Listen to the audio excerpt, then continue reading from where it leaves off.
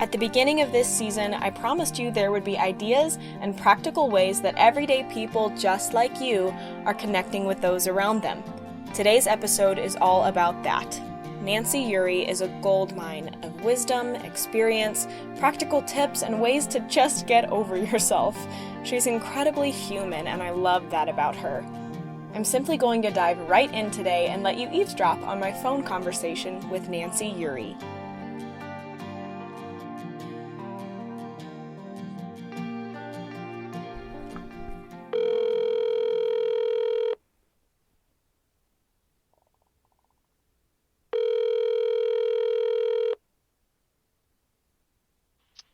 Hello? Hi, is this Nancy? It is. Hi, Nancy, it's Meg. Yep, how you doing? Good. Well, let's start with just a brief backstory on you and describe your personality a bit. Like I said, some people might approach this as very much an introvert, and some people are completely comfortable talking to a stranger. So tell me where you fall in that. Tell me a little about yourself. Okay, and I'm glad you mentioned extrovert and introvert because by the Myers-Briggs standard, I fall right in the middle. I can be very, very happy as an extrovert, and that's where I tend to gravitate because I love people. I love helping people. I love the passion I have is encouraging people because of that's just my passion. But I have been through. I'm a cancer survivor. I've been through the death of a spouse. I've been through divorce. So I can be an introvert as well. I like my quiet time and by myself time, and I'm okay with that. I'm comfortable with that. Okay. But in regard to my job and to who is your neighbor, that encompasses not just your next door neighbor, that encompasses everybody you come in contact with. And so for me, I had a passion of helping, and my work was working at the university here, and they had a Friends program, an international program for international students, and they called it a Friends program. And you would fill out paper, the student would fill out paper, and they try and match your likes and dislikes, And so when we got involved with it, I was an empty nester, and I had 2 boys. Okay. So that kind of filled the void for me. So we were assigned 3 boys at the get-go, and we loved it. And people think as a host family, you have to have them stay in your home. You don't. You just help them be a family because they miss their family. Okay. They miss their mom and dad. Yeah. And most of all, they want so bad to be in a home environment. They get tired of looking at their 4 tiny apartment walls. Yeah. And a lot of them at that time did not drive, so we would go get them and bring them out here to our home for holiday time. Okay. Or their birthday time, or any time they just needed a way. And my husband would help the boys with cars if they eventually got a car. Because I had an HR background, would help them with the understanding of the business world, the health insurance. That's huge. What vesting means, what does IRA mean, Yeah. what does 401k mean, and all that. So I would help them with that, and I absolutely loved it. So you put into it what you want, and you're going to reap blessings beyond blessings. I have done this for 23 years, and we've had boys, girls, married couples, they've had kids, we've had their kids out. I had the privilege of a great opportunity a couple years ago of going to one of the countries and staying parents' homes. So you these are real relationships. It's not just, yes, you see them for a little while. These are lasting relationships. These are lasting relationships. I'm still in contact with several of them that we have had in our home. But it's building relationships, but it's also helping that student through the lonely times. That's how I look at that. Definitely. They've traveled many miles and they're lonely. So that is one avenue of connection that an extrovert can do it, an introvert can do it. Another thing I wanted to say on this, when you invite people to your home, don't be afraid that you don't have enough room. Mm-hmm. Don't be afraid that it's not neat and tidy. You know, when people come to your home, they don't care about that. Yeah. They want somebody to talk to and to make them feel comfortable and to build the relationships. That's what they're wanting. Yeah. Also, I had to learn that sometimes when I have people to my home, I have a small business, a Dunkin' business. I'm a creator and like to upcycle, and so there's where my energy is too. Yeah. So at different times, we when I create, I have to store that in a place in my home until our shows are in spring and fall. So I would say when somebody comes and says, okay, excuse the mess, I've got these projects all over, don't say that, because that I've learned that's putting the emphasis on you, and we really want to focus on them. And so even drawing attention to my house is, I'm sorry my house isn't big enough, or I'm sorry this isn't just so, that's actually kind of a selfish thing. Yes. So I used to do that, but I don't do that anymore. Yeah, that's interesting. Just be comfortable. And be yourself. Like, heck, I wear blue jeans and boots. And yeah.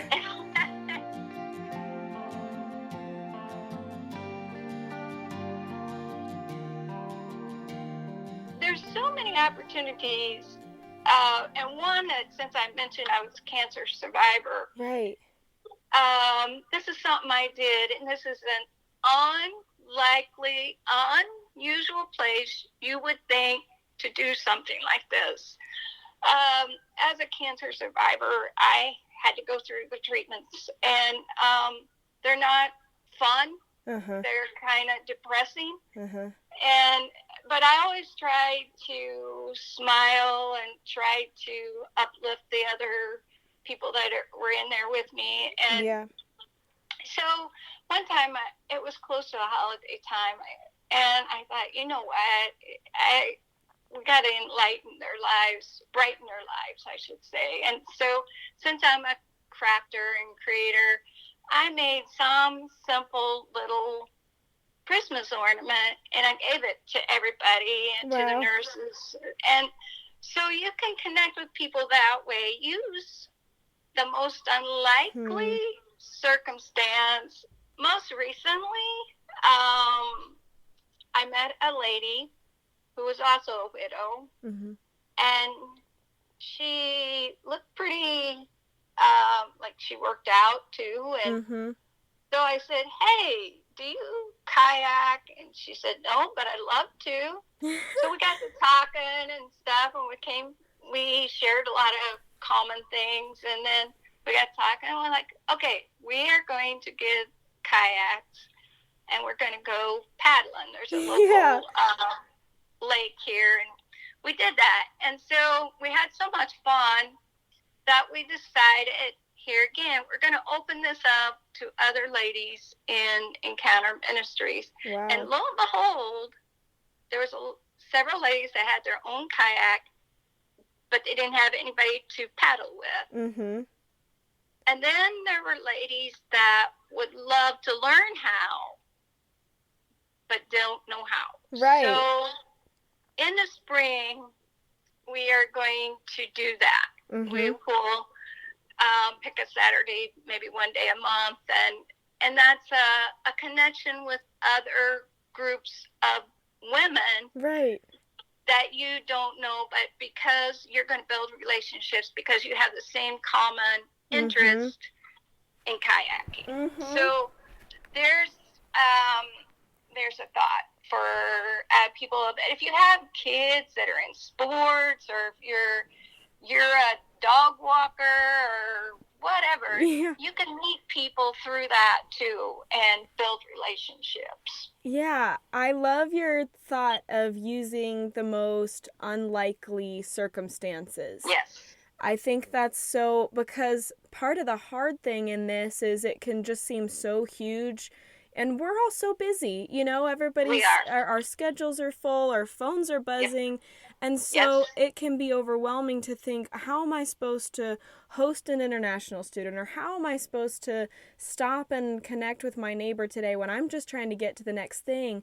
But it's just it's just the ordinary things of life that often you're already doing. Just bring somebody else into it. There was a acronym that came my way while I was preparing for this, and it's in regard to SMILE. And so SMILE stands for Start My Internal Love Engine. I like that. Isn't that a neat way? Isn't that neat? Yeah, I was like just like, wow. And smiles are contagious. They're free. Right. They don't take a lot of energy. Yeah. So you never know, like you said, who's in the grocery line that's had a worse day. Yeah. And we just don't know. That's what I love about stories and hearing people's story, because everybody has a story. Yeah. They just don't think they do. Yeah, isn't that the funny thing? They think it has to be, I don't know what's ingrained in us to think that we don't have a story, but all of us go through ups and downs, hurts and joyous times in our life. That's just the way life flows.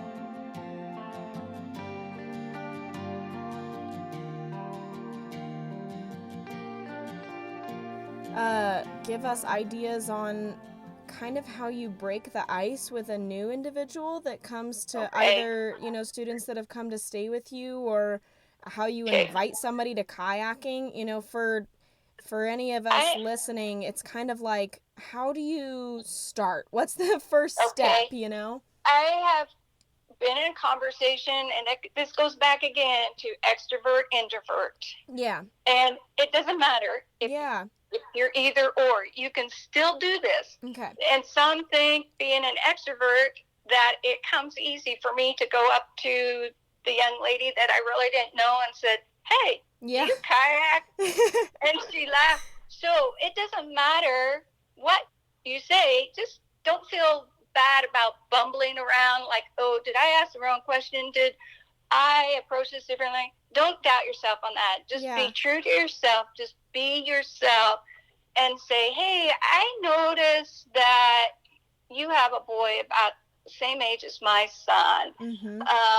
I've seen you guys at the soccer field. Could I sit with you and we'd sit and watch the game and we'd just chat? Yeah. That's one example. Yeah. You have to, and it takes practice. Yeah. The more that you're looking for this, the easier it's going to come to you. But my advice is, don't feel bad that, hey, I'm an introvert. I can't go up to somebody. Well, yeah, you can. Find that thread, that common thread. And I will tell you that I have a small business, and I have a business partner. And we are as opposite as day and night. Really? But what I want to tell you is, it takes that opposite to bring out the best in the other. And when we go to set up at shows, it's like magic. But there's other acts of kindness that you can do. This was one I happen to think of too. Like, we all have to go to the grocery store. Yeah. Right? Yeah. And we all dread that. Like, I had to go yesterday, and I'm me, one person I had to buy it for. But look for people that are having a hard time loading their groceries. I have helped older women load. They can't lift. Somehow they got somebody to lift something in their cart, but they can't lift it out of their cart into the car. Yeah. And I'll see that, and I'll walk over and help them. I think we make it more difficult than it really is. And once we relax our mind and we feel comfortable, like, just be yourself. Yeah. You know, who cares if I am wearing sweatpants and boots or tennis shoes. That's not, sometimes we get caught up on, like, appearance too, and, like, that's immaterial. Yeah. The main point you want to focus on is you want to be a blessing to somebody, encourage them. That's the whole purpose of why we're here. Yeah. Is to help one another through that trial of life.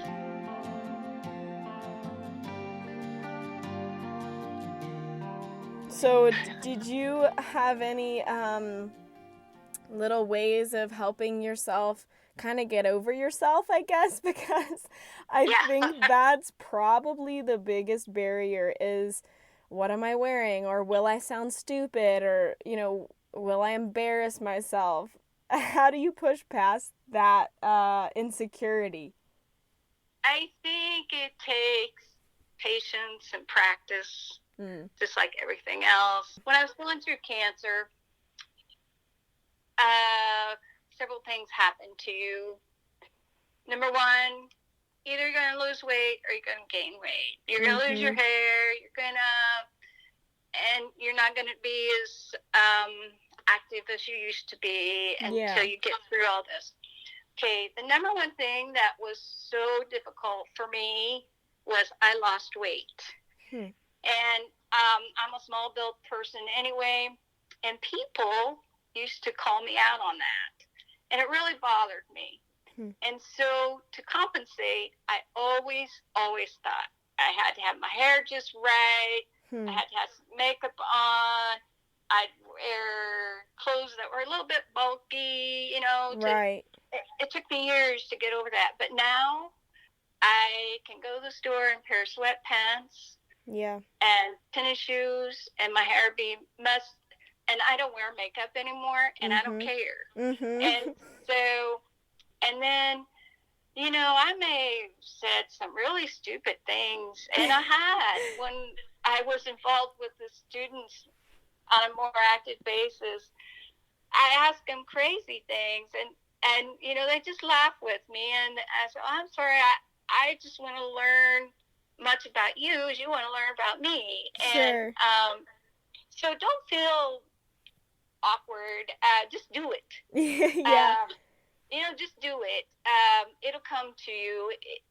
You may not think so, but it will. If your heart is really wanting to engage someplace and wants to connect with somebody and help somebody, you will do it no matter. It's just like if I walked up to you and said, hey, do you kayak? You would think that was really a dumb thing to say. Random. It was an icebreaker. So if you know. Yeah. And I probably still do things like that, but it doesn't bother me anymore. I just go on. It probably doesn't bother them either. We always think that it will, and they're gonna be paying attention to my hair, or I didn't wear makeup, and you know, maybe this question was dumb, and you know, I bet nobody has thought that. They thought it was random or out of the blue at first, but then they'd be delighted to chat about it. Yes. We make it harder on ourselves than what it is. That's just the bottom line. We just make it more difficult than what it is. But the opportunities are there. I'm telling you, it's not like your next door neighbor. You have to expand beyond that. It's the grocery store. It's cancer support. It's if you're a runner, it's that. Or if you work out at the gym, people are everywhere, and people are thirsty and hungry for engagement Mm-hmm. of friendships. Mm. You're not going to get over that, well, we hope not, get over that part of learning Mm-hmm. and making mistakes.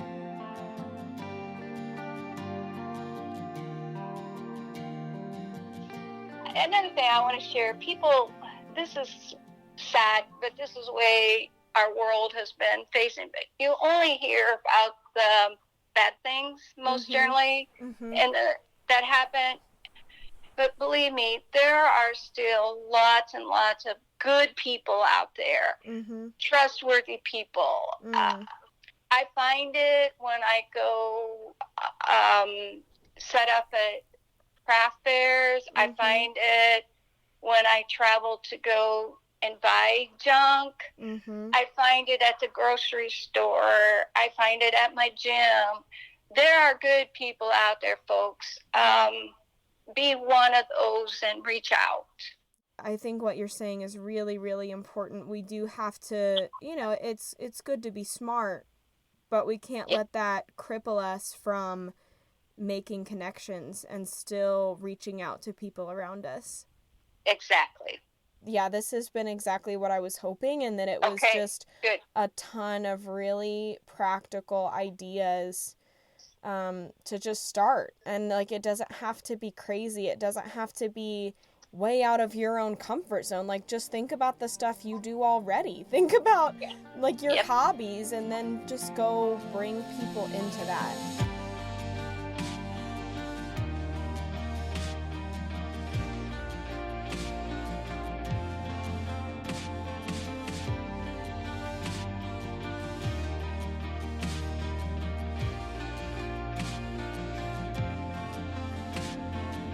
Don't you just want to join Nancy's kayak club? She is so cool, and I've thought about this conversation so many times since that day. I hope that you found it practical and helpful, and maybe it even called you out on some stuff. I know that it did that for me. She mentioned in the conversation her side business, and I want you to be able to check that out. It's called Two Missouri Gals Treasures and Junk. You can follow them on Facebook and see what they're currently creating. I hope that this episode inspired you and sparked ideas of how you, uniquely, can connect with the people around you. And I hope that you'll share that with us. At youneverask.org, share your story. If you enjoy the show and want to contribute to keeping it going, you can join our Patreon community. A little goes a long way to helping with equipment and interviews and overall keeping the show running. Music for the show is by Nathan Hall and artwork by Ashley Crutcher and Jenny Brewster. Thanks for listening to You Never Asked.